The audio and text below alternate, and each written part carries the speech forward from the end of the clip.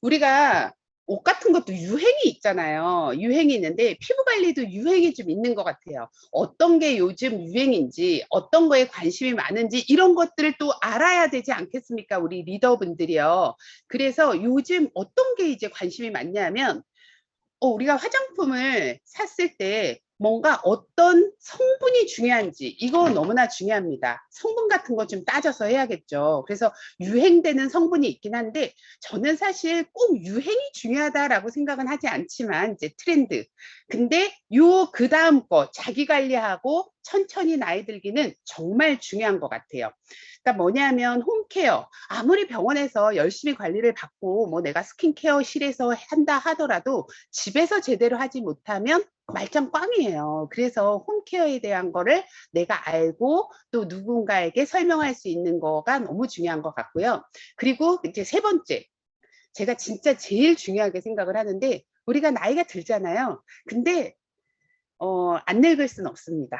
당연히 늙을 수 있죠. 근데 천천히 나이 드는 게 정말 중요한 것 같아요. 천천히 나이가 들려면 좋은 화장품, 좋은 먹거리 이런 것들 너무나 중요하지만 이너뷰티 너무나 중요합니다. 오늘 저녁 다 뭐 드셨어요? 이게 중강이라서 참 안타까운 게 제가 한 분 한 분의 얼굴을 보면서 얘기를 하고 싶은데 이렇게 저 혼자 떠드는 게 조금 아쉽기는 합니다. 오늘 저녁을 무엇을 먹었느냐에 따라서 내가 어떻게 나이가 들어간지가 정해질 수 있기 때문에 이너뷰티 정말 관심을 가져야 됩니다.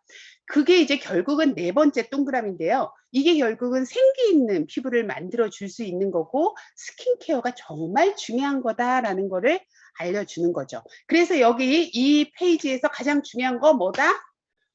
홈케어 중요하다. 그리고 이너뷰티 너무나 중요하다. 그리고 어떤 성분, 어떤 재료로 만들었냐 이런 것들을 잘 꼼꼼하게 따져봐야 된다라는 겁니다. 그러면 이제 디테일하게 들어가 볼게요. 이제 계절별로 피부 관리법을 좀 알려드릴게요. 봄에 제일 괴로운 게 이제 피부과에 되게 많이 오는 게 알러지 환자들이에요. 그리고 요새 미세먼지도 너무나 많고 꽃가루, 황사 이런 것들 때문에 이제 알러지가 굉장히 많이 생기는데 알러지를 예방하기 위해서 뭐가 중요할까요?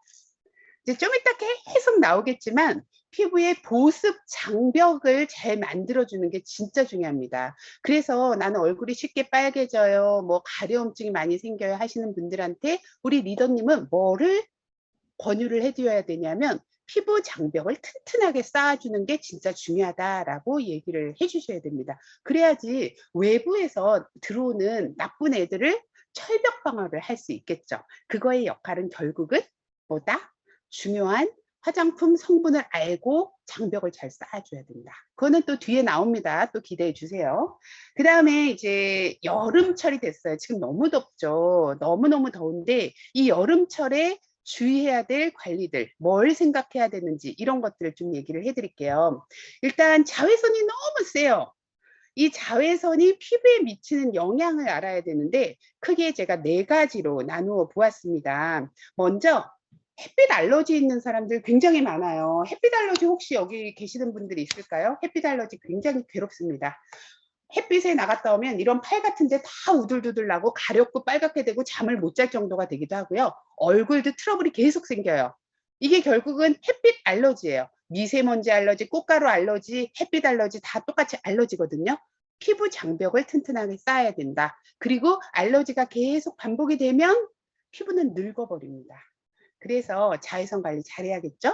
그 다음에 두 번째, 자외선 많이 받으면 색소 질환 많이 생겨요. 기미, 잡티, 검버섯 이런 것들 여름에 엄청나게 많아지는 계절이고요. 그 다음에 광노화, 햇빛에 의한 노화 들어보셨죠? 우리 노화는요, 생체 노화가 있고 광노화가 있어요. 생체 노화는 어쩔 수 없어요. 내가 한해한해 나이가 들어가면 늙어요. 하지만 광노화, 자외선에 의하는 내가 노력으로 막을 수 있다는 겁니다. 그리고 이제 네 번째, 피부암이라는 것도 우리가 생각을 해야 돼요. 왜냐하면 하얀 백인한테 주로 피부암이 많이 생기지만 우리나라에서도 매년 피부암이 증가되고 있는 추세이기 때문에 자외선에 의한 피부암도 우리가 예의주시를 해야 됩니다. 흑색종 같은 경우에는 진짜 사망에 이르기도 하거든요. 그렇기 때문에 피부암도 간과하면 안 된다라는 거예요. 그런데 어르신들 중에서는 자외선을 많이 받아야지만 비타민 D도 합성이 되고 뭐 뼈도 튼튼해지고 뭐 그런 얘기를 하면서 햇빛에 나가야 된다라고 얘기하시는 분들이 있거든요. 저도 거기에는 동감을 합니다. 저 밖에서 잘 나가 노는 거 좋아해요. 그런데 이제 우리가 항상 실익을 따져봐야 돼요. 자외선에 의해서 우리가 잃는 것과 얻는 게 있고, 자외선 차단을 해서 잃는 게 있고 얻는 게 있어요. 근데요, 자외선 차단을 하는 게 저는 더 맞다고 생각을 하고, 얼굴하고 피부는 좀 가리면서 밖에 나가서 운동을 하든지 뭐 고수부지를 건다든지 산책하든지 다 하시라는 거예요. 이해하셨죠? 자외선 차단은 하면서 걸어라. 그리고 이제 우리가 좀 더 똑똑해지도록 옆에 그래프 같은 게 있어요. 자외선은요, 세 가지로 나눌 수가 있습니다. 자외선 A, B, C가 있어요. C는 별로 생각 안 해도 돼요. 왜냐하면 오존층에서 걸려져서 지구까지 내려오지 않습니다. 자외선 C는. 이제 문제가 되는 게 자외선 A하고 B인데요. 자외선 B가 뭐냐? 우리 일광 화상 입힌 거 있죠. 얼굴 막 빨개지고 여기 다 빨개지고 까지는 거. 이게 자외선 B 때문에 그런 거고요. 이거는 강력하고 세요. 그런데 자외선 A는 뭉긋하게 피부 안을 깊숙하게 파고들고 양이 굉장히 많습니다. 그래서 자외선 A가 하는 일은 노화를 일으킨다. 뭐 엘라스틴, 콜라겐 이런 거 파괴시켜주고 그 다음에 검버섯 같은 걸 만든다. 이거 뒤에 나오니까 한 번 더 얘기를 드리도록 하겠습니다. 그러니까 여름에 아까 얘기했죠. 두 번째, 색소 질환이 많이 생긴다. 기미도 엄청나게 많이 생기고 검버섯 같은 것도 많이 생긴다. 그렇기 때문에 미백 관리는 정말 잘해야 됩니다. 미백 관리 어떻게 해야 되는지, 어떤 화장품을 써야 되는지 뒤에서 공개하도록 할게요.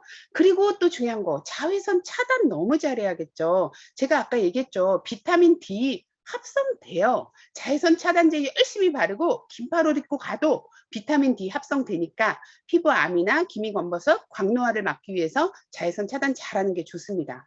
그런데 자외선 차단제라는 게요, 차단이라는 게 두 가지가 있어요. 물리적으로 차단하는 거, 모자 쓰고 양산 맨날 쓰고 긴팔 입는 거, 이거는 물리적으로 그냥 차단을 하는 거예요.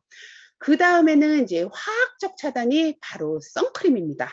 근데 선크림도요, 성분이 두 가지 성분이 있어요. 화학적인 성분이 있고 물리적인 성분이 있는데, 그냥 쉽게 생각해서 화학적인 성분이라는 거는 자외선을 그냥 흡수를 해버리는 거예요. 그리고 물리적 성분이라는 거는 아까 모자나 양산 이런 것처럼 하얗게 막을 형성해서 반사를 시켜버리는 게 바로 물리적 성분이에요.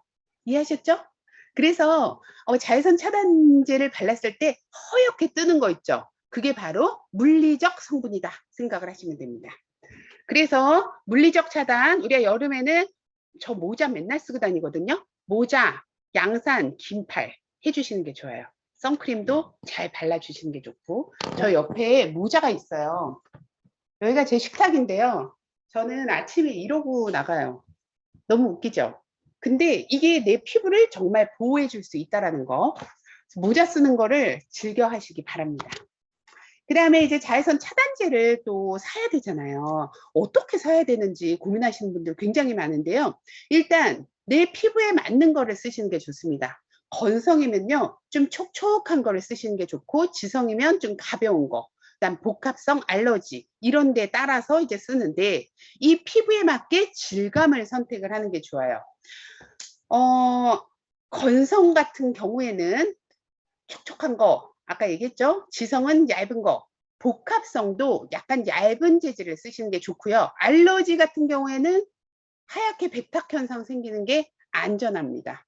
그리고 이제 차단 지수를 어떤 거, 뭐 SPF 50도 있고 40도 있고 15도 있는데, 저는 이게 이제 전문가들마다 좀 달라요. 저 같은 경우에는 SPF 50에 PA3 플러스나 4 플러스 이렇게 좀 높은 걸 쓰라 그래요. 왜 그러냐면 자외선 차단율이 SPF가 UVB를 차단을 하는 거거든요. 이거는 50 이상이 넘어가면 거의 비슷해요. 그러니까 15하고 50은 차이가 나지만 50하고 90은 큰 차이가 없어요. 그러니까 이제 50을 쓰는 게 좋다라는 겁니다. 그리고 이제 제형을 보면 스프레이 타입은 장점이 뭐냐면요. 넓은 부분, 이렇게 몸 같은 데 쓰는 게 편해요. 그리고 로션 같은 경우에는 그냥 무난하게 쓸 수가 있고, 밤 같은 경우에 이렇게 스틱 같이 생긴 거 있죠. 스틱 같은 것도 좋기는 한데, 이 선 쿠션 쓰시는 분들 생각보다 많더라고요. 근데 이 선 쿠션은요, 좀 조심해야 되는 게 있습니다. 자외선 차단제를 대신하지는 못해요. 그러니까 자외선 차단제를 아침에 크림이나 밤이나 이렇게 좀 로션이나 좀 많이 바르고 그 위에 덧바르는 용도로 쓰는 게 선쿠션이에요. 스프레이도 마찬가지입니다. 스프레이도요, 이게 분사식이기 때문에 많이 이거를 차단을 못해요. 제가 작년에 그 MBC에서 요 제형에 따라서 차단이 되는 정도를 다 봤는데, 제일 차단이 많이 되는 게 뭐게요? 크림이었어요. 그리고 밤이었어요. 두 번째가. 그 다음에 로션이고, 스프레이하고 쿠션은 조금 떨어지는 거를 볼 수가 있었습니다. 그러니까 제가 얘기하고자 하는 건 뭐냐면 SPF 50이고 PA3 플러스로 똑같아요. 하지만 제형에 따라서 그 차단되는 정도는 조금 다를 수 있으니 참고를 하시면 좋을 것 같습니다. 그리고 이제 평소에 어떻게 발라야 되느냐? 필요한 양은요, 생각보다 많이 바르셔야 돼요. 엄지손톱 이만큼 발라야 돼요. 근데 아침에 이거를 한꺼번에 바르면요, 진짜 허연 가부키처럼 너무 이상해질 수가 있거든요. 그래서 저는 아침에 이만큼을 3분의 1등분, 3분의 1로 3등분을 해서 3분의 1 바르고, 뭐 커피 한 잔 마시고, 그 다음에 좀 흡수시키고, 그 다음에 또 바르고, 흡수시키고, 3번에 나눠서 흡수를 시켜주면 훨씬 더 좋고요. 덧발라주는 거 너무 중요합니다. 자외선 차단제를 바로 덧바르기가 좀 그런 경우에는 선쿠션 같은 거를 이용하는 것도 좋은 방법이라고 할 수가 있어요. 그러니까 자외선 차단제는 잘 발라야 된다. 선택도 잘해야 된다. 자외선 차단은 정말 중요하다. 뭐 대충 이해하셨죠? 제형은 어떻게 선택을 해야 된다 이런 것들도. 그리고 또 하나는 비비크림에 선크림 들어있는 경우 있거든요. 이런 경우에도 선크림을 바르고 비비크림을 바르고, 그 다음에 파운데이션에 SPF 들어있는 거 있죠. 그거를 선크림 대신으로 사용하면 절대로 안 됩니다. 그거 선크림 바르고 그 위에다가 또 바르는 용도로 쓰세요. 왜냐하면 파운데이션은 많이 바를 수가 없잖아요. 이만큼 바르면요, 화장 다 뜨고 뭉치고 막 난리 나요. 그러니까 그거 주의하시면 좋을 것 같아요. 그 다음에 여기 나와 있는 게 이제 차단 지수가 있는 파운데이션 비비크림 시에 선크림 발라야 되나요? 당연히 발라야 된다고 지금 얘기했죠. 왜냐하면 이거는 선크림을 대신할 수 없고 양을 많이 바르지 못하기 때문에 선크림 3등분 해가지고 바르고 나서 그 다음에 파운데이션이나 비비크림 바르는 게 좋습니다. 그 다음에 이제 애들도 발라도 되나요? 애들 당연히 발라야 됩니다. 사실 이제 저는 애를 다 키워서 상관이 없지만 애들 바르는 거 좀 귀찮긴 하죠. 근데 씻는 것까지 잘 시켜줘야 돼요. 선크림 바르고 나서. 그래서 조금 번거롭더라도 저는 베이비용으로 따로 있는 거를 발라도 되지만 뭐 엄마랑 같이 발라도 큰 문제는 없습니다. 뭐 어른 거라고 더 독하고 이런 거는 없으니까 그렇게 발라도 되고요. 애들한테 또 잘 발라야 되는 이유가 있어요. 아까 잠깐 언급했지만 피부암의 빈도가 높아지고 있다고 했잖아요. 그 이유는 뭐냐면 자외선 양이 계속 누적이 되면서 피부암의 빈도가 높아지거든요. 어렸을 때부터 자외선을 많이 받은 사람은 피부암의 빈도가 높아질 수가 있습니다. 가능성이, 확률이. 그러니까 어렸을 때부터 자외선 차단제를 바르는 습관화를 하시는 게 좋아요. 특히 이제 점점 지구가 온난화가 되면서 뜨거워지고 있잖아요. 자외선도 지구에 도달하는 양이 정말 많아지기 때문에 애들 때부터 잘 발라야 되는 것 같아요. 그 다음에 레이저를 하면 더 잘 발라야 되나요? 저는요, 레이저를 하던 안 하던 열심히 잘 바르라고 해요. 레이저를 했다고 더 잘 바를 여지를 남겨놓지 말자. 언제나 자외선 차단은 내가 할 수 있는 한 100% 열심히 저처럼 큰 모자 쓰고 자외선 차단제 3등분해서 바르고 엄청나게 노력하죠. 그 다음에 이제 어려운 케이스긴 한데요. 알러지가 있는 경우, 나는 뭐를 발라도 자외선 차단제를 바르면 알러지가 생겨요 하시는 분들이 있어요. 이런 경우에는 저도 참 난감하긴 합니다. 근데 본인이 찾아야 돼요. 내가 이거는 뭐 자외선 차단제 괜찮을 거예요 라고 추천은 해드릴 수 있지만 100% 개런티는 해드릴 수가 없거든요. 그래서 내가 맞는 거를 찾아가야 되고, 정 안 되겠다 하는 경우에는 결국 어떻게 해야 되냐면 물리적 차단, 모자 크게 쓰고 얼굴에 두건 가리고 뭐 양산 쓰고 이렇게 다니는 수밖에 없어요. 그래서 알러지가 생기는 경우에는 그렇게 정리를 하시면 되겠습니다. 그러고 나서 그 다음에 볼까요? 그 다음에 여름에 우리를 또 괴롭히는 게 있죠. 뭘까요? 이 무좀이에요. 덥고 습하면 곰팡이가 잘 살 수 있는 환경이 되거든요. 그래서 땀이 안 차게 하는 게 1번입니다. 땀 안 싸게 하는 게 쉽지 않죠. 이렇게 습한 계절에. 그래서 속옷 같은 거 깨끗하게 잘 갈아입는 거 진짜 좋고요. 그 밑에 써 있는데 이 팬티나 여성분들도 레깅스 같은 거 입고 딱 달라붙는 옷들을 입는 경우에 생각보다 이 사타구니에 무좀 생겨서 오시는 분들 많습니다. 이런 경우에는요, 좀 웃기긴 하지만 통풍이 잘 되면 월남 치마 같은 거 입는 게 제일 좋아요. 헐렁헐렁하게 사각 팬티 같은 거 입는 게 좋고, 그리고 항균 비누가 있어요. 항균 비누가 그냥 뭐 약국에 가도 많이 있는 것 같아요. 이 항균 비누는 결국 뭐냐면 균들을 조금 없애주고 각질을 좀 제거해주는 성분이거든요. 이런 것들로 잘 닦아주면 훨씬 더 재발률을 낮출 수가 있고요. 발무좀 때문에 스트레스 받는 경우 되게 많잖아요. 신발을요, 한 개만 신지 마세요.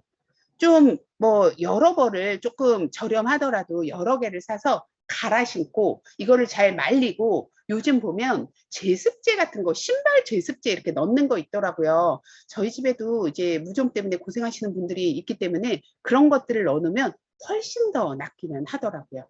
그러니까 양말 같은 것도, 그리고 낡으면 그냥 버려버리세요. 그게 땀하고 균이 잘 안 날아가더라고요.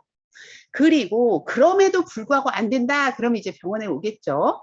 먹는 약이 필요할 때는 드시면 좋습니다. 근데 요새는요, 간 때문에 걱정하시는 분들이 많은데 요새는 그렇게 간 걱정 안 하셔도 될 만큼 좋은 약들이 많으니까 그것도 한번 고려를 해보면 좋고, 바르는 약은 무조건 하시는 게 좋은데 바르는 약을 하고 재발이 된다, 아예 바를 때뿐이야 라고 하시는 분들의 대부분은 뭐냐면 증상이 좋아지면 바로 끊어버려요. 그러면 안 돼요. 증상이 좋아지고 나서도 이 포자라는 게 남아있기 때문에 한 2주 정도는 더 바르는 게 좋습니다. 그래야지 균이 조금 박멸이 된다라고 생각을 하시면 돼요. 그 다음에 이제 지루성 피부염, 여드름, 이것도 여름에 우리가 굉장히 괴로운 것 중에 하나예요. 왜 그러냐면 1도가 높아지면 10%나 피지 분비량이 높아지거든요. 그래서 이 1번 지루라는 게 뭐냐면 굉장히 기름기가 많다라는 뜻이에요. 기름기가 많으면 얼굴에 각질도 생겨요. 사람들은 대부분 우리 리더님들 건조하면 각질이 생긴다고 생각을 하잖아요. 기름기가 많아도 각질이 생깁니다. 이것 때문에 가려움증도 생기고 머리 안에 각질이 생기면 비듬이에요. 근데 비듬이 계속 지속이 되면 결국 탈모로 이어지기 때문에 이 지루를 잘 제거를 하는 게 좋겠죠. 여드름도 같은 맥락이에요. 피지가 많아서 얘네들이 배출이 안 돼서 생긴 거거든요. 흰 면포, 검은 면포, 검은 면포 블랙헤드죠. 부진이나 농포, 농포성이라는 건 이렇게 곱는 여드름, 이런 것들이 여름철에 주로 많이 생길 수가 있습니다. 그래서 이제 여름에는 뭘 잘해야 될까요? 클렌징을 신경을 써야겠죠. 무좀이 있어도 클렌징 잘해야 되고요. 여드름이 있어도 클렌징 잘해야 되고, 개기름이 흘러도 클렌징을 잘해야 돼요. 물세안만 하면, 뭐 연예인 보면 뭐 물세안만 하면 피부가 좋아져요 이러면서 물세안만 하시는 분이 있는데, 얼굴에 기름기가 주르륵 흐르는데 물세안만 하면 어떻게 될까요? 기름이 안 닦이죠. 노폐물 그대로 있죠. 그러면 계속 트러블 생기죠. 각질 생기죠. 그러면 병원에 와야 되는 초유의 사태가 되기 때문에 화장품 잘 써야 되고 클렌징 잘해야 되고, 이럴 때는 클렌징 디바이스 같은 걸 사용해서 이 코나 이 턱 같은데 이런 데 이제 유분이 되게 많거든요. 요런 데도 깨끗하게 잘 정리를 하는 것도 추천이에요. 하지만 주의사항은 코에 막 염증성 여드름 막 올라와 있는데 디바이스 딱 하면 그때는 안 되겠죠. 그러니까 염증이 있을 때는 조금 주의를 하고 클렌징 디바이스는 내가 세안하고 클렌징을 잘해야 될 때 써주시는 게 좋다라는 겁니다. 그리고 이제 가을, 겨울도 좀 대비를 해야겠죠. 이때야말로 보습에 진짜 신경을 써야 될 때예요. 찬바람 불고 건조한 계절이 되면 이 구조가 다 망가져요. 좀 이따 제가 이제 구조를 또 보여드릴 건데 이게 이제 굉장히 피부과적으로는 유명한 그림이에요. 벽돌과 시멘트. 이게 뭐냐면 우리 피부에 있는 각질 모형이에요. 그러니까 이 벽돌 보이죠? 이 벽돌은요, 수분이고요. 수분을 잘 가두어두는 시멘트가 유분입니다. 이해하셨죠? 그래서 이 유분하고 수분의 밸런스가 깨지게 되면 건조하고 빨갛게 되고 가렵고 푸석푸석한 피부가 되는 거예요. 좀 이따 그 푸석푸석한 피부 해결법 또 알려드리도록 하겠습니다. 그래서 연령대별로 피부 관리를 보면요. 자외선 손상도는 다를까요? 연령대별로는요. 당연히 나이가 들수록 손상도가 커지는 거는 맞습니다. 연령대가 높아질수록 손상도가 커지니까 자외선은 대비를 더욱더 잘해야 돼요. 하지만 피부가 또 유난히 예민하고 약한 피부들이 있거든요. 이런 경우에는 어렸을 때부터도 잘 체크를 해야 됩니다. 그 다음에 이제 두 번째, 연령대별로 더 집중해야 되는 피부 케어법이 있을까요? 라고 했는데요. 10대는 피지가 정말 대박으로 증가되는 시기입니다. 중학교 2학년 교실 한번 들어가 봤나요? 엄청 피지 냄새 대박이에요. 이런 아이들이 다 모여 있기 때문에 이런 아이들 또 씻지도 않아요. 씻어야 됩니다. 그래서 저는 병원에 오는 애들한테 정말 다른 거 안 해도 되니까 치료 안 와도 돼. 씻기만 잘해다오. 머리도 좀 제발 잘 감아라. 왜냐면 여기도 피지가 많으면서 비듬 엄청나게 생기거든요. 그래서 낮에 한 번 더 세수해도 좋다. 클렌징 폼, 클렌징 엄청나게 잘해. 물 세안 절대 하면 안 돼. 너는 물 세안하면 절대 안 돼. 그리고 어른들도 마찬가지예요. 피지 많은 사람들은 물 세안하면 안 됩니다. 그 다음에 이제 20, 30대가 되면 약간 피부가 변하기 시작해요. 피지 분비도 조금 줄어들어요. 그 다음에 20대, 30대 되면 너무 예뻐지려고 메이크업을 또 너무 많이 해요. 그러면 어떻게 될까요? 하는 것까진 좋다 이겁니다. 그런데 또 그냥 술 마시고 세수 안 하고 주무시는 분들 생각보다 많아요. 이러시면 정말 안 돼요. 좋은 화장품 아무 소용이 없을 정도로 세안을 진짜 꼼꼼하게 잘해주는 게 너무나 중요합니다. 그리고요, 20대가 돼서 갑자기 여드름 나시는 분들이 많거든요.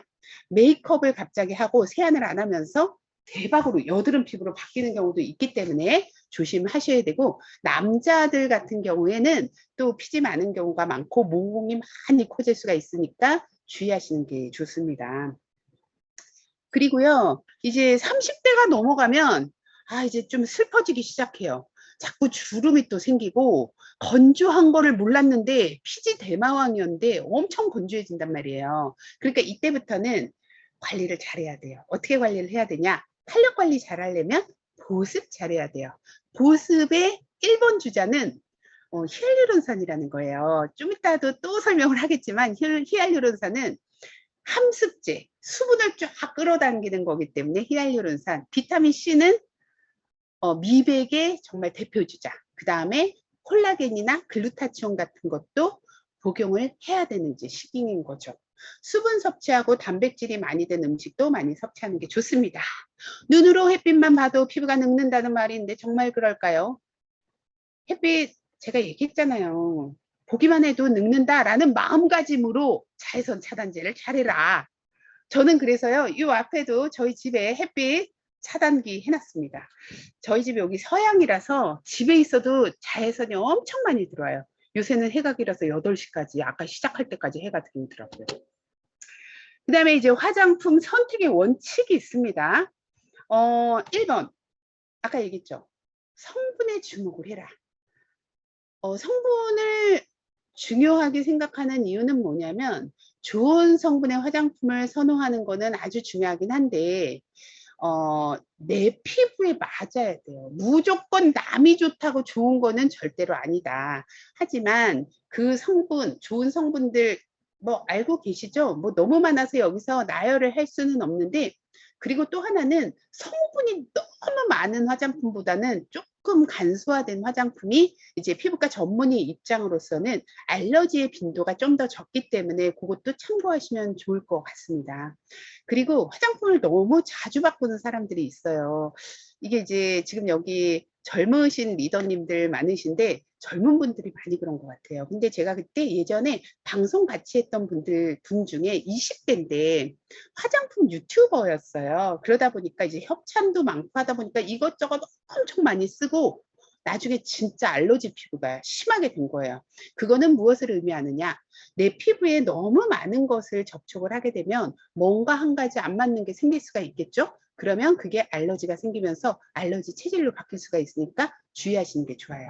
그리고 맞는 화장품이면 꾸준하게 지속적으로 내 마음에 드는 화장품 사실 있잖아요. 그거는 계속 쓰시면 됩니다. 저는요, 뭐 가끔 바꾸기는 하지만 기본적으로 내가 좋아하는 화장품은 쭉 쓰는 편이에요.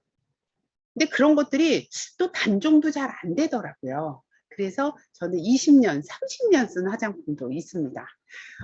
그리고요, 유행보다는 내 피부가 원하는 거를 선택해라. 이게 무슨 말이냐 하면, 계절에 따라서 내 피부는 진짜 많이 변해요. 가을, 겨울 다르고 여름 다르고 피부가 달라진다고 했잖아요. 그러니까 그때에 따라서 다른데 저 같은 경우에는 여름에는 되게 간소하겠어요. 뭐 예를 들어서 스킨이나 에센스 하나 쓰고 크림 쓰고 끝이에요. 근데 겨울에는 많이 건조하단 말이에요. 그래서 스킨 쓰고 에센스, 로션, 크림 또 바르고 이런 식으로 그렇게 좀 계절에 따라서 내 피부가 오늘 너무 건조하냐 유분이 있느냐 이런 거에 따라서 좀 다르게 선택을 하고요. 그 다음에 우리 여성분들 같은 경우에는 생리 주기가 있잖아요. 생리 주기에 따라서도 굉장히 달라지는데 보통 생리 전에 피지 분비가 많아집니다. 그래서 이때는요 특히 이제 T존 있는 데는 많이 쓰지 말고 요 U존 있는 데만 쓰시고요. 화장품 개수를 좀 줄이고 그 다음에 생리 시작하고 배란기가 되면 조금 더 개수를 높이고 이런 식으로 하시는 게 좋을 것 같아요. 그래서 내 피부가 원하는 거를 써라 라는 겁니다. 그 다음에 화장품은 과연 피부 안으로 흡수가 될까? 어느 정도까지 흡수가 될까? 궁금해 하시는 분들이 많은 것 같아서 제가 이거를 준비를 했는데요. 좋은 성분의 화장품은 안쪽으로 당연히 들어가죠. 근데 사실 진피까지 들어가기는 조금 어렵습니다. 그러니까 요 보이시죠? 각질층하고 표피까지 들어가는 거. 그래서 아까 얘기한 그 벽돌과 시멘트 기억나시죠? 그거를 튼튼하게 만들어주는 게 이제 좋은 화장품의 역할이라는 거죠. 피부 장벽을 잘 쌓아주는 게 제일 기본 중에 기본이다라고 생각을 하시면 됩니다. 그러니까 화장품의 제일 중요한 목적은 피부 장벽을 잘 쌓아주는 거예요. 그리고 화장품을 바르는 순서 이거 엄청 많이 물어보는데요. 그냥 간단하게 생각을 하시면 돼요. 수분이 많은 묽은 거부터 찐득한 거 순서대로 쓴다. 그다음에 첫 번째, 그래서 스킨을 많이 쓰죠. 스킨은 가능한 한 화장솜을 쓰는데 화장솜도요 종류가 되게 여러 가지가 있더라고요. 뭐 엠보싱이 있는 게 있고 그 다음에 스킨의 양을 줄일 수 있는 뭐더라 시코쿠루 뭐 저기 일본 거 있죠. 뭐 이런 것도 있고 요새는 우리나라 것도 많이 나와 있는데 근데 화장솜을 제가 써보니까요. 특히 엠버 같은 거는 장점은 노폐물까지 싹 닦이는데 피부가 예민한 사람들은 좀 안 좋을 수 있어요. 그래서 이런 경우에는 자극이 없는 걸로 쓰고 손으로 그냥 바르는 게 더 나을 수 있습니다. 그 다음에 이제 스킨이나 에센스하고 로션은 대부분 비타민 C 세럼, 히알루론산 세럼이에요. 히알루론산은 다 써봤지만 이렇게 맑은 콧물 같은 재질이에요. 약간 끈적끈적한 거긴 한데 이게 건조할 때는 진짜 좋습니다. 그래서 내가 피부가 진짜 건조하다 할 때는 비타민 C하고 히알루론산을 쓰는데 이 히알루론산은요 약간 끈적끈적한 그 느낌이 있어서 바르고 그 위에다 로션이나 크림을 또 바르면 이게 막 뭉칠 수가 있어요. 그래서 히알루론산을 바르고 나서는 약간 흡수될 때까지 시간을 두는 게 진짜 중요합니다. 그 다음에 이제 아이크림 우리가 또 포기할 수가 없는데, 아이크림은 이제 눈가의 잔주름이라든지 다크서클 이런 것들을 없애주는데 도움이 될 수가 있는데, 아이크림도요 뭐 그냥 대충대충 아무렇게나 바르는 게 아니라 좀 정성껏 발라주는 게 좋아요. 이 손가락 중에 네 번째 손가락으로 이 끝에부터 이 밑에를 약간 누르듯이 지그시 눌러주고 이 눈 위까지 발라주세요. 어떤 사람은요 밑에만 바르더라고요. 이 나이 들어보세요. 눈꺼풀 위에도 엄청 많이 쳐집니다. 그래서 눈 위에도 좀 사랑하는 마음으로 발라주는 게 좋습니다. 그래서 순서는 수분이 많은 것부터 유분이 많은 것까지 발라라 라는 겁니다. 아시겠죠? 그리고 이제 마사지법, 이것도 좀 재밌는 것 같아서 제가 준비를 해봤는데요. 이거를 언제 쓰냐면요, 저는 세안할 때 쓰고요, 샤워할 때, 세안할 때, 그 다음에 두 번째는 바를 때 써요. 그러니까 세안할 때는 이제 비누 묻혀가지고 이렇게 하는데, 어떻게 하냐면 뭐 그냥 마음대로 하셔도 돼요. 사실 여기 순서 아주 복잡하게 해놨긴 했지만, 목은 아래에서 위로 올려준다. 근데 이렇게 하지 말고요, 알려드릴게요. 오른손으로 왼쪽으로 올려줘요. 왼손으로는 오른쪽으로 올려주고 이렇게 해주고, 그 다음에 귀도 한번 이렇게 마사지 해주고, 그 다음에 턱 아래에서 위로, 이것도 이렇게 올려주는 게 편하겠지. 이렇게 올려주는 게. 이거를 한쪽 방향으로 하려고 그러면 조금 저는 힘들더라고요. 그래서 반대 방향, 왼손으로는 오른쪽, 오른쪽으로는 왼쪽, 이렇게 해주시면 되고요. 그 다음에 눈가, 아까 네 번째 손가락으로 안면근 마사지, 이마도 아래에서 위로 좀 올려주고 턱도 올려주고 눈가. 그러니까 정리를 하자면 뭐 별거 아니에요. 좀 복잡하겠지만 목 해주세요. 목, 평소에 유돌근, 턱 라인 해주세요. 그 다음 볼살 올려주세요. 눈가 해주세요. 이마 올려주세요. 간단하죠? 이렇게 해주는데 세안할 때도 써주고, 그 다음에 로션 바를 때, 로션 바르고 크림 바를 때, 옛날 어른들은요 이제 어머님들, 우리 60년대 70년대는 주로 마사지 크림이라는 게 있었어요. 그래서 얼굴을 맨날 마사지 해줬는데 저는 그거 되게 좋아합니다. 왜 그러냐면 지금 이 마사지를 하는 이유도 뭐냐면 혈액순환을 증가시켜주고 림프순환도 증가시켜줘요. 그러면 신진대사가 좋아지고 노폐물 배출에 또 도움이 많이 될 수가 있기 때문에 부종을 빼주는 데도 도움이 돼요. 그래서 요거 한번 매일매일 해보세요. 기분도 되게 좋아집니다. 이거 하면서 저는 한 가지 더 하는 게 뭐냐면 두피 마사지예요. 빗질 엄청 열심히 해요. 그 다음에 클렌징 엄청 중요한데 지금 물세안만 하는 거 안 되고 제가 다 얘기했어요. 열심히 해야 되고, 그 다음에 클렌징 디바이스 사용해서 여름에는 더 해주면 좋다. 메이크업 했을 때는 이런 디바이스로 안쪽에 있는 입자까지 잘 닦아낼 수 있다. 그 다음에 이것도 아까 한 거예요. 각질층인데 벽돌과 시멘트 이론. 여기서 제가 또 중요하게 생각하는 게 이 각질 세포 안에 벽돌은 수분이고 그 시멘트는 아까 유분이라 그랬죠. 제일 밑에 세포간 지질, 세라마이드, 콜레스테롤, 지방산이라 그러죠. 이게 이제 피부과 전문의 시험에도 많이 나오는 건데 CSF예요. 여기 다 똑똑하시니까 CSF 외우세요. C 세라마이드, S CSF. 잠깐만요. C. 콜레스테롤. C가 콜레스테롤이에요. 죄송해요. C가 콜레스테롤, S 세라마이드. CSF. 하여튼 F는 패티애시드, 지방산. 요 세 가지가 중요한 겁니다. 그래서 이게 이제 화장품의 원료로서 굉장히 많이 사용이 되고 유분을 공급하는데 아주 중요한 성분이다라는 거예요. 그래서 피부 그 벽돌 안에는 수분, 그거를 감싸주는 거는 지질, CSF 외우세요. 그 다음에 이제 먹을 걸로 갈게요. 하다 보니까 너무 제가 말이 많아가지고 시간이 엄청 많이 갔네요. 골고루 먹는 게 최고입니다. 오늘 저녁 뭐 먹었냐고 많이 물어봤잖아요. 설탕, 밀가루 정말 없이 못 사시는 분들 많을 텐데 이거 끊어야 됩니다. 이게 살이 쪄서 끊으라는 게 아니고요. 노화의 지름길이에요. 진짜 이런 것들을 먹게 되면 내 몸에 활성산소들이 엄청 많이 생겨요. 그래서 설탕, 밀가루 당장 끊고 라면, 떡, 쿠키, 케이크 이런 것들 저 진짜 좋아했는데 요새는 그 옛날에 비하면 진짜 안 먹어요. 케이크 같은 것도 저한테 사주면 그냥 한 입만 먹고 안 먹어야지 아니에요. 그냥 한 입부터 드시지 마세요. 그 대신 뭘 먹냐? 저는 간식을 싸서 다닙니다. 사과나 귤, 방울토마토, 바나나, 고구마 이런 것들을 싸갖고 다니면, 그러니까 사실 이런 거 먹는 게 친구들하고 만나서 많이 먹잖아요. 근데 저 혼자 어제도 녹화 가가지고 사과 같이 나눠 먹고 해요. 그리고 또 하나 이제 살도 빼고 우리가 피부 좋아지려면 밥은 적게 드셔야 돼요. 탄수화물을 좀 적게 먹는 게 좋고, 저는 진짜 국을 엄청 좋아하거든요. 근데 국이 안 좋은 이유는 그 나트륨 때문이에요. 그래서 싱겁게 해서 먹고 점심은 가볍게 먹고 충분하게 수분도 많이 섭취를 해주시는 게 좋겠죠. 그래서 결론적으로 먹는 거 정말 중요하다. 다이어트를 위해서가 아니라 내 노화를 방지하기 위해서 중요하다. 저는 요 슬라이드 아주 제가 심혈을 기울여서 만든 거예요. 여러분들 내가 너무 웃기겠지만 이거 좀 잘 봐주세요. 중요한 겁니다. 간식 싸서 다니기. 그 다음에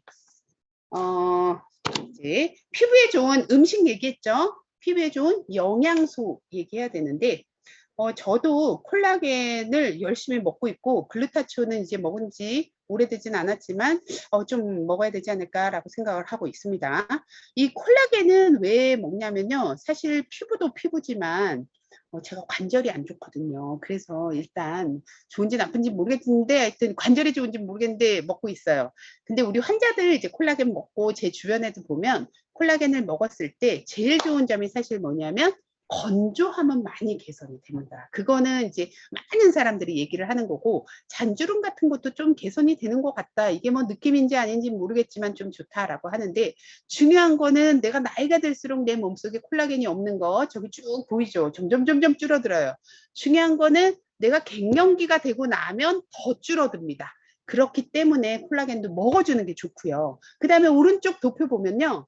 글루타치온도 내 몸에서 자꾸 떨어져요. 글루타치온 뭔지 아세요? 그 옛날에 청와대 주사, 뭐 배곡 주사, 청와대 주사, 뭐 블루 주사, 뭐 이렇게 얘기를 하는 그 주사예요. 그 미백 주사라고도 얘기를 했던 건데, 그거를 맞으면 기미도 많이 좋아지고 얼굴이 환해지는 그 주사인데, 이제 주사라는 거는 조금 무섭기도 하고 병원에 가야 되고 하니까 이거를 지금 먹는 걸로 이제 만들어서 굉장히 상용화가 많이 되고 있습니다. 그래서 미백에 좀 신경이 쓰이시는 분들이라면 글루타치온도 같이 먹어주면 좋을 것 같아요. 그 다음에 이제 이너 뷰티에 대해서 또 얘기를 해야겠죠. 비타민 B, C, D 나이가 들수록요 자꾸 먹는 게 많아져요. 영양제 저 30대 때는요 우리 엄마 왜 저렇게 뭘 아침에 많이 먹나 라고 생각을 했는데 제가 또 똑같이 돼가더라고요. 그게요 내 몸에 부족한 게 점점 많아지는 거를 내 몸소 깨닫게 되니까 먹게 되는데, 너무 피곤할 때는 더 먹기도 합니다. 심지어. 그래서 비타민 B, C, D, 그 다음에 여행을 갈 때는 비타민 C를 아예 고용량을 먹기도 해요.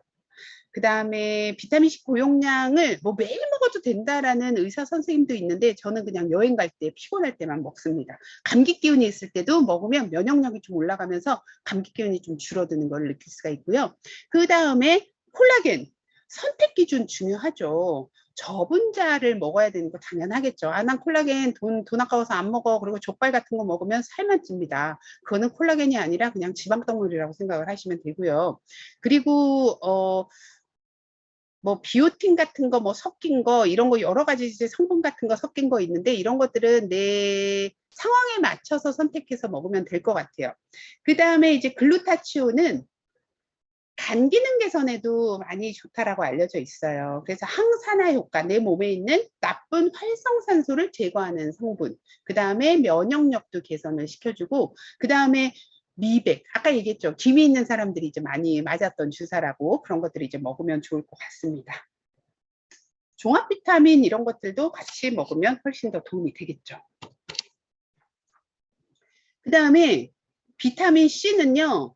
먹는 것도 중요하지만 바르는 것도 진짜 중요해요. 저도 비타민 C 바르는 거는 굉장히 오랫동안 하고 있는데, 비타민 C는요. 3가지 효과가 있어요. 첫 번째, 미백 효과. 미백 효과, 기미 같은 거 없애주는데 굉장히 많은 효과가 있고요. 그 다음에 두 번째는 항산화 효과. 항산화라는 게 아까도 얘기했지만 활성산소를 제거해 주는데 도움이 많이 되고요. 그 다음에 세 번째는 비타민 C라는 거는 콜라겐을 만들어 주는데 꼭 필요한 조효소예요. 아무리 콜라겐의 원료가 많다 하더라도 비타민 C가 부족하면 콜라겐으로 합성이 되는 게 안 되거든요. 그렇기 때문에 비타민 C 먹는 것도 중요하고 바르는 것도 중요하다는 거. 근데 이제 비타민 C가 굉장히 불안정한 물질이에요. 그래서 공기 중에 산화가 돼가지고 잘 기능을 잃을 수가 있기 때문에 비타민 C도 그런 차광 효과나 잘 안정화된 성분을 선택해서 쓰시는 게 되게 중요합니다. 그래서 비타민 C는 조금 어두운 병에 보관이 되는 경우가 많은 것 같아요. 그 다음에 아까도 제가 잠깐 얘기를 했지만 비타민 C에 이어서 히알루론산이라는 거, 이게 저 지금도 이제 에어컨을 틀고 있긴 하지만 냉방 때문에 여름에도 되게 건조한 사람들이 되게 많아요. 건조하면 또 피지가 폭발적으로 분비된다고 하는 경우도 있어요. 왜냐하면 내 피부가 건조하니까 어쨌든 뭐라도 만들어내야 되는 거예요. 내 피부를 좀 항상성을 유지하기 위해서. 근데 피지가 많고 원래 유분이 많은 사람들은 수분이 아니라 유분을 만들어내는 경우가 굉장히 많기 때문에 보습을 좀 잘해주는 건 굉장히 중요하거든요. 근데 이 히알루론산이라는 게 뭐냐면 피부 진피층에 위치해서 수분을 이렇게 끌어당기는 성분이에요. 그래서 진피 내에는 3총사가 있습니다. 콜라겐, 엘라스틴, 히알루론산, 이렇게 3총사가 항상 있는 거예요. 그 세 개가 피부 구조를 유지를 하면서 촉촉하게 탱글탱글하게 유지하는 거예요. 그러니까 아기 때 볼이 탱글탱글한데 나이가 들면서 히알루론산이 쭉쭉쭉쭉 빠지고 콜라겐도 쭉쭉 빠지면서 볼이 어떻게 되는 거거든요. 그래서 히알루론산 잘 발라주는 거 좋습니다. 화장품 뒷면에 전성분표를 보면 소듐 히알루로네이트라고 적혀 있는 게 있는데 이게 히알루론산이다라고 생각을 하시면 돼요. 자기 분자량의 1000배 정도의 물을 끌어당기니까 피부를 굉장히 촉촉하게 만들 수 있겠죠. 그 다음에 이제 비타민 콜라겐은 아까 얘기했지만 콜라겐이 잘 활성화되기 위해서는 비타민 C가 굉장히 중요하다고 했고, 그 다음에 이제 네 번째 세라마이드. 아까 세라마이드 어디서 나왔던, 제가 약간 헤매긴 했지만 CSF, 그 벽돌과 시멘트의 시멘트 성분이 세라마이드라고 했죠. 이 피부 장벽에 존재하는 게 세라마이드고, 여기 써있죠. 벽돌이라는 거는 피부각질 세포, 시멘트는 세라마이드, 콜레스테롤, 지방산. 즉 피부 장벽과 가장 유사하기 때문에 세라마이드를 함유한 것, 화장품 같은 경우에 피부 장벽을 유지하는 데 많은 도움을 줄 수가 있습니다. 이제 저기 질문을 조금 준비해 봤어요. 요거 질문을 보고 그 다음에 또 Q&A 시간을 마련하도록 하겠습니다. 미스트를 뿌리는 적당한 주기에 대해서 궁금합니다. 미스트는요, 뭐 수시로 뿌리셔도 상관은 없는데 이 미스트에 약간의 그 질이라 그래야 되나? 요게 좀 중요한 것 같아요. 이 물방울 채로 막 물방울이 덮이는 요 분사가 중요한 것 같아요. 분사. 그러니까 물방울로 막 이렇게 맺히는 거는 오히려 내 피부에 있는 수분까지 빼앗아 갈 수 있기 때문에 조심하시는 게 좋고요. 안개 분사의 미스트를 쓰는 거를 저는 권장을 해요. 그게 좀 더 흡수가 더 잘 되더라고요. 적당한 주기는요, 내가 그냥 건조할 때 그냥 뿌리면 됩니다. 그래서 너무 복잡하게 생각할 필요가 없고, 울퉁불퉁한 피부 요철을 없애는 좋은 방법. 제가 피부과 의사지만 피부 요철을 없애는 좋은 방법은 어려운 거예요. 레이저를 해도 이게 요철이 매끈해지기는 어렵기 때문에 요거 만약에 우리 리더님들이 누가 물어봤다 그러면 이거 화장품으로 싹 없어집니다 라고 얘기를 하면 신뢰를 잃을 수 있어요. 그러니까 요거는 진짜 어려운 거다. 하지만 모공을 좀 좋게 한다라는 거는, 모공은요 탄력을 좀 증가시켜주고 피지를 정돈을 하면 되니까 요런 모공 정도는 정리하는 데 도움이 되는 그런 제품 같은 것들을 얘기를 해주면 신뢰를 얻을 수가 있을 것 같아요. 그 다음에 세 번째, 유수분 밸런스가 깨졌을 때 어떻게 피부 관리를 할까요? 원인을 먼저 살펴야 됩니다. 이 사람이 건성이냐, 지성이냐, 복합성이냐, 이런 것들을 보고 거기에 따른 솔루션을 주는 게 굉장히 중요한 것 같아요. 특별히 여드름이 많은 피부를 진정시켜주는 방향. 여드름을 많이 나는 피부는요, 화장품 욕심을 버려야 됩니다. 화장품을 매우 간소화하는 게 중요하고, 끈적끈적한 유분이 많은 화장품 안 쓰는 게 중요하겠죠. 글루타치온 하루에 여러 장 먹어도 되나요? 많이 먹으면 왠지 더 하얘질 것 같은 느낌이 든단 말이죠. 하지만 써 있는 거 있죠. 그 권장량, 그거에 맞춰서 드시는 게 가장 좋겠죠. 안전하고 내 몸에도. 그러니까 이건 뭐냐면요. 감기 빨리 낫고 싶다고 약을 3봉지를 먹는 거하고 똑같지 않을까라는 생각을 해요. 그래서 적정한 양을 저는 꾸준하게, 글루타치온 좋다 그래서 하루에 10봉지 이게 아니라 열흘에 나눠서 매일매일 먹는 게 정말 중요하다. 꾸준히 해라라는 거. 그 다음에 이제 셀프 미용 디바이스. 디바이스는요, 피부과 디바이스에 비해서는 출력이 떨어지겠지만 그래도 꾸준하게 사용을 하면 효과는 있는 것 같습니다. 그래서 저는 우리 제품 같은 것들도 잘 흡수시켜주면 좋겠지만 이게 흡수가 잘 안 되고 각질이 많은 경우에는 디바이스 같은 거를 사용을 하는 것도 나쁘지 않은 것 같아요. 대신 한두 번 쓰고 치워 이게 아니라 진짜 이거를 내 생활과 같이 어떤 시간을 정해서 운동하듯이 밥 먹듯이 꾸준하게 하면 참 좋을 것 같아요. 이미 늘어난 모공, 아까 잠깐 얘기를 했는데 모공은 왜 늘어난다 그랬죠? 첫 번째, 피지가 많아서. 두 번째, 탄력이 떨어져서거든요. 피지가 많은 거는 약간 피지를 조절해주는 크림이나 뭐 에센스, 스킨 이런 거 바르시면 늘어난 모공을 관리를 좀 해줄 수가 있고, 탄력이 떨어진 모공 같은 경우에는 탄력이 좀 생길 수 있도록 보습 잘 해주고 탄력 크림 같은 거 잘 발라주면 모공이 더 늘어나는 거를 예방해 줄 수 있을 것 같습니다. 선크림을 바르는 가장 최적의 시간대가 있나요? 선크림은요, 저는 아침에 그렇게 열심히 바르고 야외 활동을 하는 경우에는 중간중간 정말 열심히 바릅니다. 선크림은요, 내가 오늘 집에만 있을 거야, 사무실에만 있을 거야. 그래서 안 바르면 안 되고 그냥 세안하면 세수는 안 해도 선크림은 바르십시오. 예, 아유, 그냥 1시간이 얼마나 이렇게 빨리 간지 모르겠어요. 지금, 반응은 제가 알 수가 없어서 참 답답하게 그지 없지만, 조금 도움이 되는 강의였기를 바랍니다. 그러면 Q&A 시간을 한번 마련을 해볼게요. 약 8분 정도 남았는데. 감사합니다. 아주 큰 도움이 되었다는 댓글이 있어서 정말 힘이 됩니다. 너무 감사드려요. 얼굴에 파란 핏줄, 성인 여드름 관리 질문이 엄청 많아서 지금 뭘부터 대답해야 될지 모르겠어요. 블랙헤드 관리. 여드름은요. 성인 여드름이나 청소년 여드름이나 비슷하긴 하지만 차이점은 성인 여드름은 메이크업 때문에 생기는 경우가 굉장히 많기 때문에 화장의 단계를 조금 줄여주는 게 굉장히 중요합니다. 그리고 여드름 가리려고 화장이 두꺼워지면 좀 안 돼요. 그래서 파운데이션도 약간 리퀴드 타입을 쓰는 게 좋고 손으로 짜게 되면 이게 자국이 다 생기기 때문에 손으로 절대 짜지 마시고 차라리 여드름용 스킨 같은 걸 이렇게 올려놓고 그걸로 팩을 한다든지 하면 좋고요.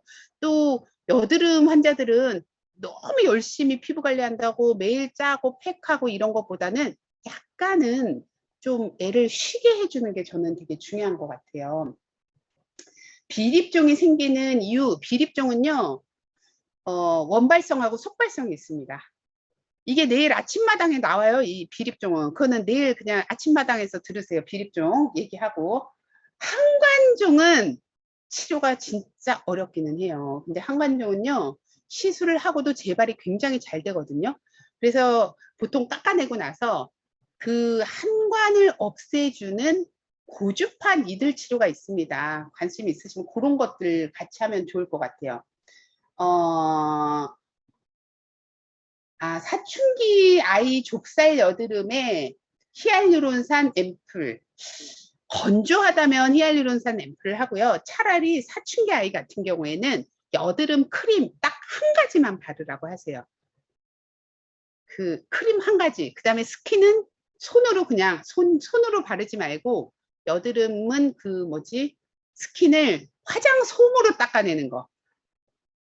질문이 너무 많아서 비타민C 하이알루론산 앰플은요. 아침에 발라도 됩니다. 아무 상관없습니다. 비타민C 아침에 발라도 상관없고요. 레티놀은 저녁에 바르셔야 돼요. 아침에도 세안할 때 아침에 세안할 때 꼭 폼클렌징 쓰시는 게 좋아요. 근데 내 피부가 너무 예민하고 너무 건조하다. 그러면 아침에 그냥 물 세안만 하셔도 돼요. 블랙헤드 관리는요. 그 아까 여드름 관리하고 똑같아요. 블랙헤드는 여드름의 한 종류거든요. 그래서 피지 같은 거 좀 없애주는 스킨 같은 거 이렇게 올려놓으시는 게 좋고, 짜면 구멍 더 커질 수 있으니까 조심하셔야 돼요.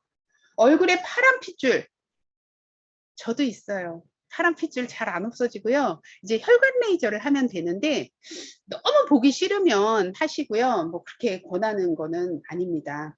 집에서 할 수 있는 피지 제거 방법, 피지가 다 문제군요. 그 피지 좀 없애주는 좋은 스킨을 잘 활용하는 거 저는 추천을 드리고 싶습니다. 그 다음에 딱딱하게 올라와서 짤 수도 없는 거, 이거는요 집에서 제 손으로도 못해요. 병원에서 주사를 맞는 게 차라리 낫습니다. 네, 올바른 정보를 드리는 게 좋으니까 화장한 얼굴에 미스트 뿌려줘도 괜찮습니다. 간식은 수시로 먹나요 했는데요. 아니요. 배가 고플 때만 드세요. 간식, 그리고 제가 어느 강의를 들었는데 몸에 좋은 거를 찾기보다는 내가 먹는 것 중에 뭐를 좀 빼야 되는지를 생각해봐라 라는 강의에 저 되게 감명받았어요. 그러니까 너무 많이 드시지 마시고요. 먹는 거를 질 좋은 거를 조금만, 간식 수시로 드시나요? 그게 아니라 좀 공복 상태를 유지하는 게 굉장히 중요하다고 합니다. 선크림을 바르고 파운데이션 바르기 전에 유분기 제거를 위해서 기름종이, 저는 기름종이를 그때는 사용하지 않았으면 좋겠어요. 오히려 이분 같은 경우에는 선크림을 바르고 조금 기다리세요. 선풍기를 틀거나 에어컨 틀거나, 그래서 조금 자연으로 건조하게 하고, 왜냐하면 기름종이를 닦게 되면 너무 선크림 바른 게 날아갈 수가 있을 것 같습니다. 네. 너무 즐거웠습니다. 저 혼자 너무 즐거웠나요? 오늘 유익한 시간이 되셨었으면 좋겠고, 또 궁금한 거 있으면 통해서 제가 도와드릴 수 있으면 다 도와드리도록 하겠습니다. 네, 감사합니다, 원장님. 오늘 강의도 재밌게 다들 들어주셨을 것 같아요. 다시 한번 우리 좋은 강의를 해주신 김연진 원장님께 큰 박수 부탁드립니다. 감사합니다. 네, 우리 지친 피부를 위해서 또 우리 원장님께서 피부과 매출을 걸고 우리에게 정말 좋은 팁들 아낌없이 주셨습니다.